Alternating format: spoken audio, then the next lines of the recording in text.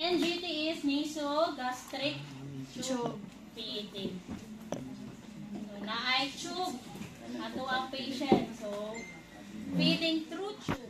So, materials needed lang nato, of course, the food of your patient.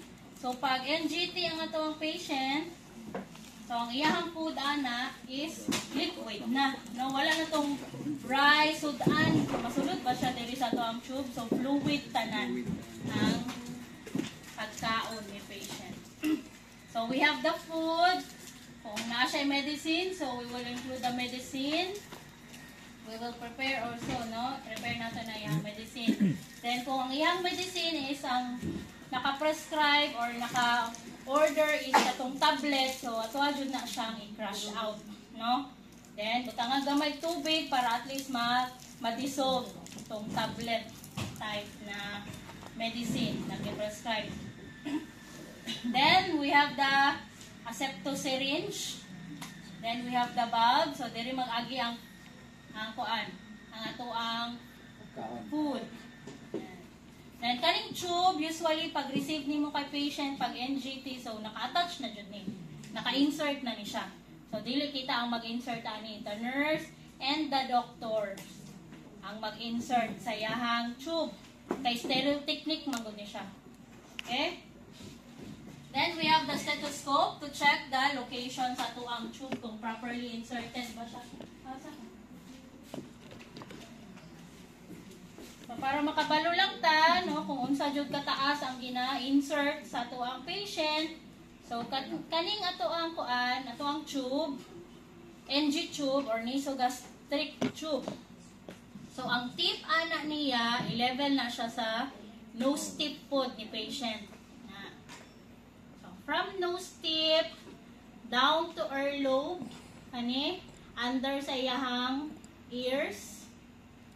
Then, down to kaning in between nipple line na.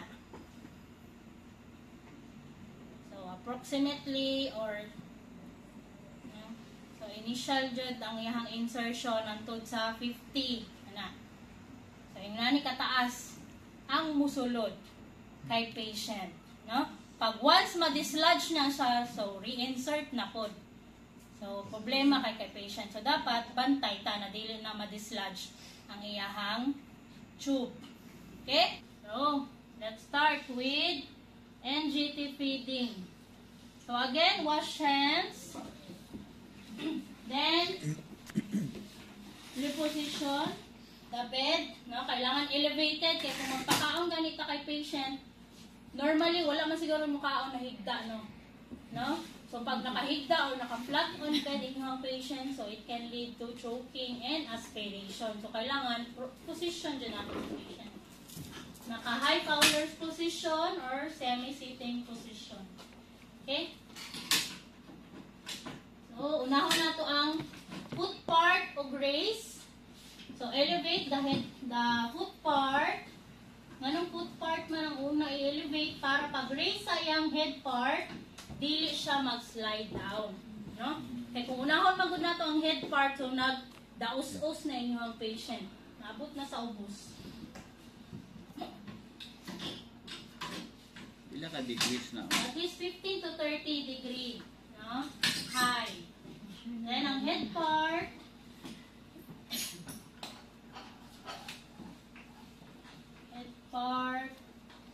higher, no? Higher siya. High Fowler's position man.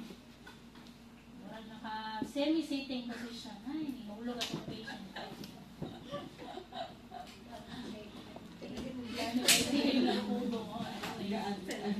Anggal mo ka daw. So, this is high Fowler's position or semi-sitting position. Then, wash hands, drape or close curtain to provide privacy sa itong patient. Then, put on gloves.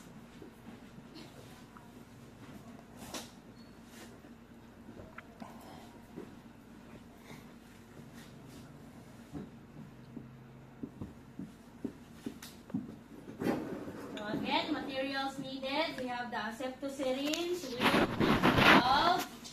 the the nutrients or the food. Then we have the medicine and water. Nakalay water.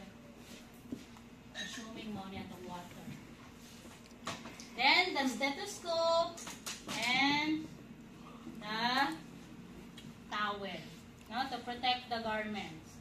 So first, put the towel to protect the garments. So in case na na mga backflow, no, mugawas ang iyahang food, so dili maugawan ng iyahang sinina. Then, insert ang atuang asepto syringe.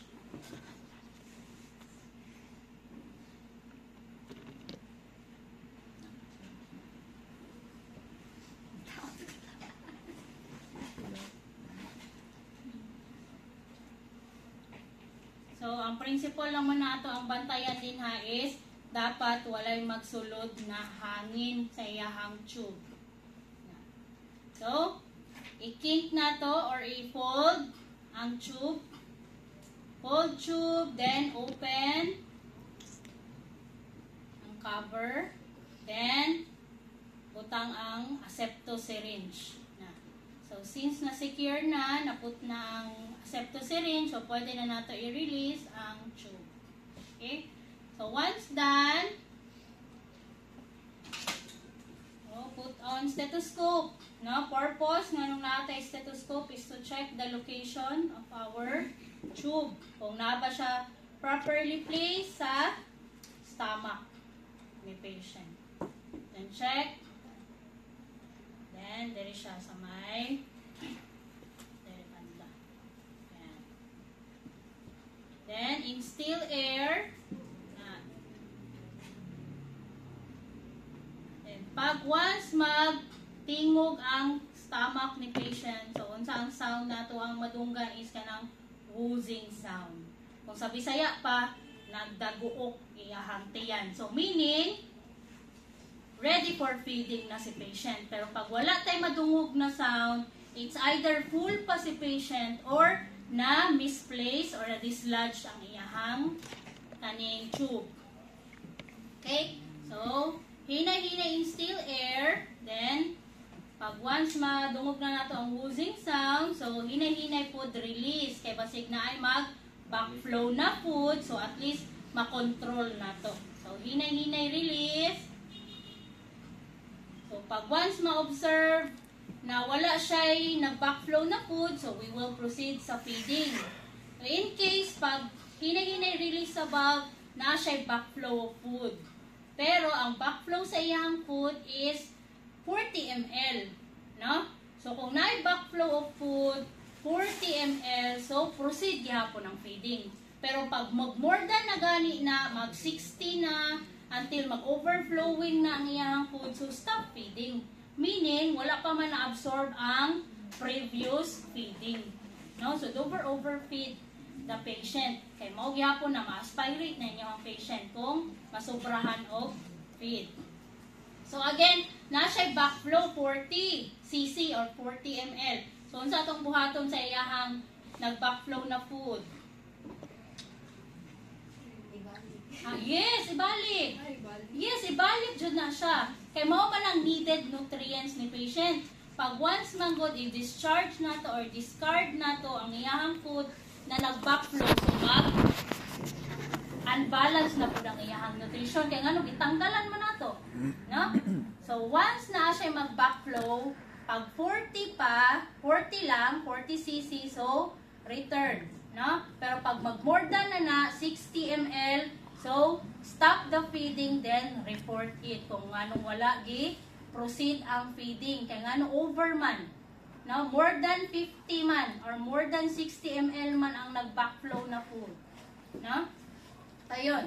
So, again, nasa yung backflow of food, 40 ml or 40 cc. So, i-remove na to iyahang bulb. Before we will remove the bulb, i-kink sa nato or i-fold sa nato ang iyahang tube. Then, remove bulb. Then, position your asepto syringe higher. No, at least 20 20 inches away from the stomach or abdomen of your patient. Then, hinay-hinay release. Release. So, pag once ma-observe na nato ang food is nag-flow na siya, so, continue lang na siya antod sa mag-lower na ang iyahang food. So, for example, 40 man to, di ba? So, pag mag-reach na siya o kaning edge sa septosyringe, so, since we have new food, so, dili nato, do not let it empty ang iyahang tube. Pag once magod ma-emptyhan na nato siya, so, i-fold nato, then introduce ta og new food. So, unsay mahitabo? Hangin. Yes, na siya space na hangin ning sulod. No? So, para dili ta maka-instill og air sa iyahang feeding, so better, kailangan na-adjud siya kanang nagpabili na food din na sa edge sa iyahang septosyringe. Okay? So, once mag-reach na ang fluid or ang iyahang food sa edge sa septosyringe, so fold it. Pag fold na nimo na siya, dili na siya mo flow man. Okay? Mo na inyong timaan. Pag once i-release ninyo na siya, mo flow dyan na siya. Pag once i-fold, dili na siya mag-release. Di na mo daloy ang inyong food.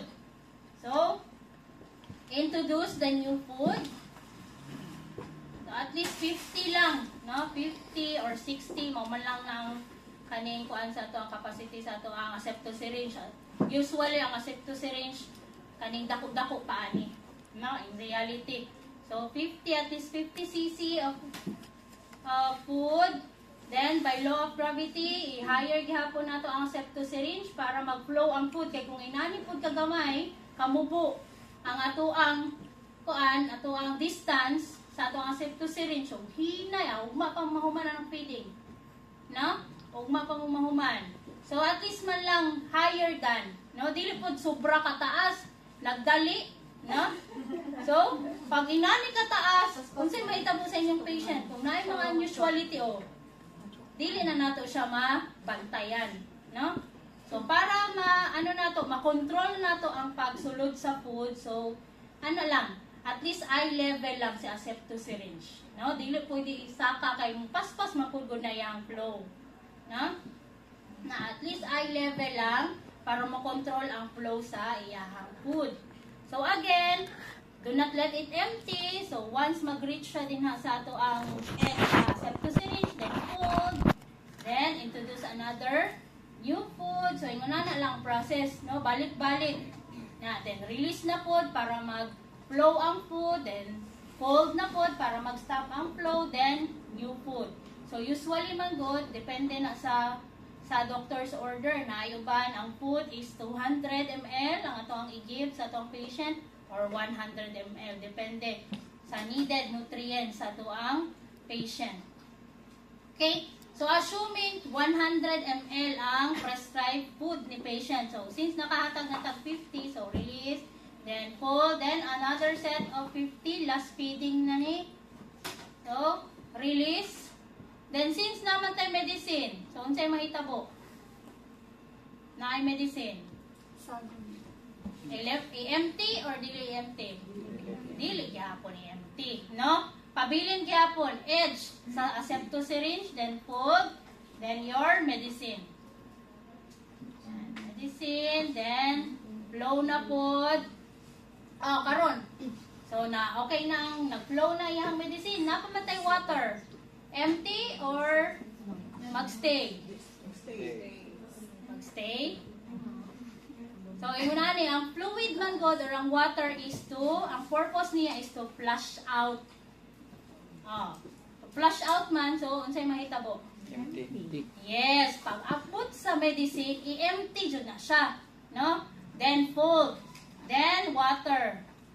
Para mag-flush out tong mga remaining nutrients and medication na naa sa iyang tube. Kaya dili man pwede nabiyaan nato na naay mga bilin din na mga medicine. So meaning wala ning sulod dito iyang medicine. No, ang food ha? Na space. Flush out man ato ang kuan good. Paulay gid ang medicine, ma'am. Paulay gid ang medicine or pwede mix interval. Pwede pod in between. In between sa meal din. Kahit 50. 50 kaning ato ang nutrients, pwede po ka medicine. Then last na food. Basta ang water jud last jud na siya. So flushing man eh. Flushing out. No? Kay kung napud tay mga bilin din ha ng mga nutrients, mga food, so mao pud na ang maka-build up og bacteria. No? Sa ato ang food. So, flush. Ha? Oo. Kaya jud siya. So magulat si ma'am nga masulod dito tanang iyang food. Oo, masulod jud. Maklaro na ninyo, no? Pag food na, pag wala na, empty na, so kung ano na siya din na sa Ako sulod din ninyo. fold. Fold na fold. Fold para mag-stop. So dili ta pwede mag-refill na at is ang iyahang kaning unfold, no? Kay kung kuan pud ta, put on water, diretso pud ang iyang flow. So di na nato siya makontrol. So better bago ta mag-refill or mag-put on water, kailangan fold jud na, pirmi. Fold para ang water stuck sa jud sa ato ang aseptic syringe. Mag-refill, put on water, then hinay-hinay release para mag-flow na siya. Kay kung at is man gud nakabiya siya ingon ana, so unsay na itabo diretso. No? Diretso wala na to na control. Hala, ana lang ka. Sulod dayon siya. No? So better i-control jud nato ang flow para dili pud matuk-an atong patient. No? Maski ingon ana matuk-an jud gyapon natong patient. Okay? So again, water at least 30 ra man na. No? 30 ml of water. Then flush it out.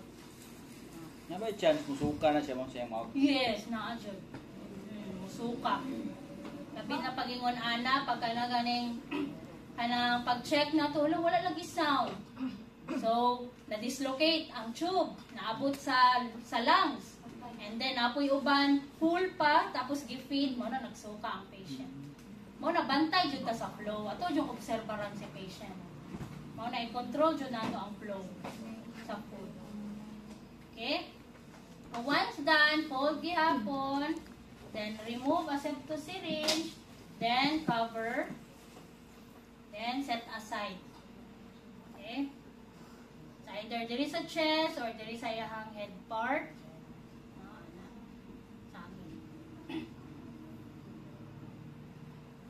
Katuganin na sobra sa 40 ml o 50, 60 ml ba? Amon sa katong backflow. Report man ta. Oh. Katong more than, kuan siguro, pag-report ana, depende na sa doktor. May sobra naman po good. Report yun na nato sa always. Pag na mga unusuality or kanang mga more than ang iyahang kuan backflow. Then after, wipe ang mouth. Then, at easy patient na naka-high Fowler's position for at least 30 minutes or 1 hour. No? Kaya kung diretsuhon magod na itong higda si patient, suka. No? Mag-backflow ang food. So, let the food absorb sa iyahang stomach. Then, for at least 30 to 1 hour, inana gyapon pa iyahang position. Okay? Then, once done, so, mag-do aftercare na ta, hugasan na ta itong mga gipanggamit, then remove gloves, wash hands, then documentation, no? Kaya syempre, dali raman na. Pag humani mo feeding, dugay-dugay, taas-taas pa man ang 1 hour. So, pwede pa ka makadocument. So, again, ang documentation, ang procedure, ang time, then ang amount, kung pila ka ml ang atuang nahatag kay patient. For example, ang gi-prescribe 100, so nahatag nato ang tanan 100 ml na gi-prescribe na food. Then, of course, the unusuality. No? So, during feeding, wala ba nagsuka si patient? During feeding, wala ba siya nag-ubo-ubo? Pag inuna na, unusuality, pag feed, ana-ana yung patient, stop feeding, ayaw i-continue. No? I-report ninyo, kung saan man continue natin yung feeding, nag-ubo ba siya? Kasi matukan siya sa mga. Always report. No? Mga unusuality. Kung wala, so continue lang feeding. No? So, muna ito mga unusuality. Like, for example, kanang na siya difficulty of breathing during feeding. No? So, stop gyapon ng feeding. Then, kato again, pag na siya backflow of food, more than 50 ml above, so, stop ang feeding. No? Then, report. Then, after an hour, so pwede na nato siya i-back sa iyang original position. So, pag lower, ganina elevate, una ang head, ang foot part, diba? Pag putting down, una ang head part. So, depende kung saan preference ni patient. Slightly elevated ba iyang head? No? Kung gusto niya, yung ana, or gusto niya full flat jud. Iyang position. Head part, then the foot part tayo ng ibaba.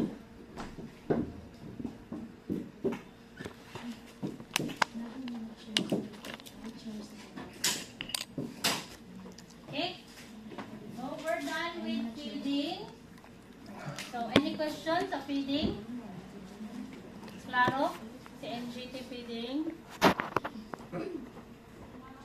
Pag mag-instruct tayo kay patient, so, dito na tayo instruct na ma'am, mag-NGT feeding ka ma'am.